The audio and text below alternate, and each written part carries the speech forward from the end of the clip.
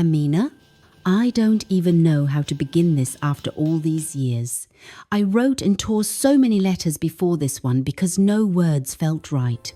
I know I don't deserve your forgiveness, not after vanishing the way I did, but I need you to hear the truth before it's too late. When I left, it wasn't because I stopped loving you. In fact, it was the opposite.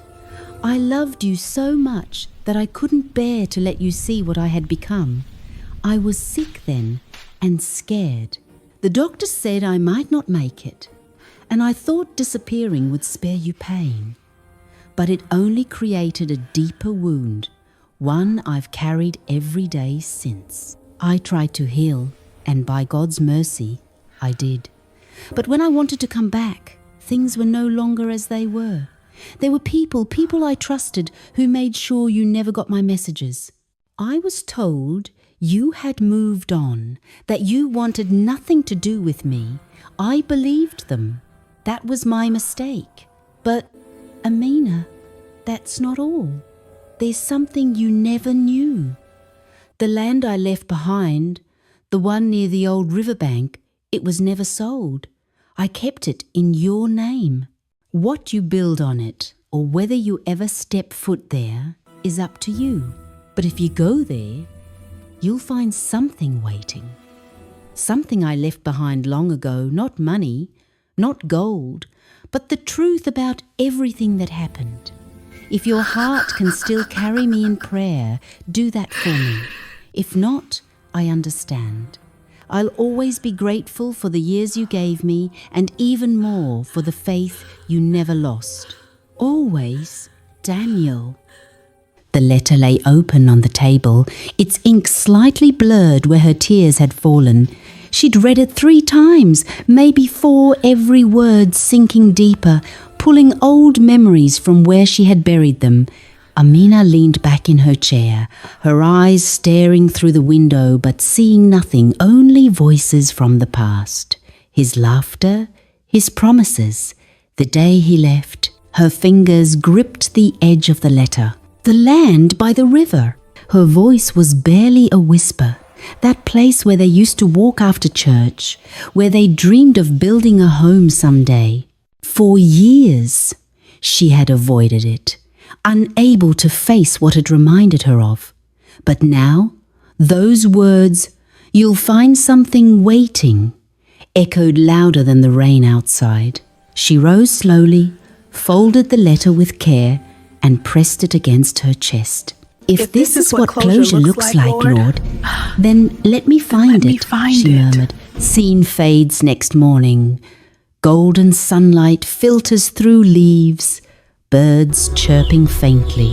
She wore a simple cream dress and a headscarf, in her hand her Bible. The road to the river was quiet, just the sound of her footsteps and the crunch of gravel. Every step felt like walking into yesterday. When she reached the gate to the old land, it creaked just the same. Overgrown grass brushed her skirt as she walked through. She stopped near the mango tree, the one Daniel planted before he left. Beneath it, half buried in earth and time, something caught the light, a rusted tin box. Her heart skipped. She knelt down, brushed the dirt away, and slowly opened it. Inside, neatly wrapped in plastic, were old photos, a small wooden cross, and another envelope. Her hands trembled as she unfolded the letter. If you're reading this, it means you were brave enough to come back here. Inside this box are the pieces of our story, the truth no one told you. I didn't leave because I lost faith. I left because someone made sure I had no choice. The people I trusted turned on me. I was meant to disappear, but not like this. I hid the papers here, Amina.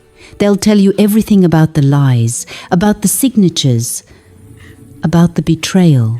I don't know who will find this first, you or someone else, but I pray it's you. And if it is, know this: I never stopped praying for you, never stopped loving you. And if I ever find a way back, I'll come home not to reclaim you, but to thank you. Until then, keep believing. Faith stayed, and maybe one day, love will too. Amina's breath caught. The sound of the river filled her ears. She opened the other papers, and there it was. His medical documents, old letters he'd written but never sent, and one small torn photograph of him sitting outside a hospital, smiling weakly. Tears blurred her sight. She pressed the photo to her lips. "You were fighting all along," she whispered. As the sun sank lower, a breeze swept through the trees, scattering dry leaves around her feet. And for a moment, she could almost feel his presence, gentle, unseen, but near.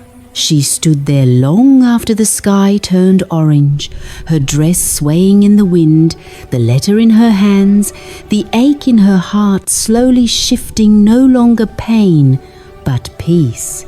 Then, softly, almost to herself, she said, "You hid the truth, Daniel, but God never hid his plan." She turned toward the road home, holding the tin box close, unaware that behind her by the tree a shadow moved, watching quietly from a distance.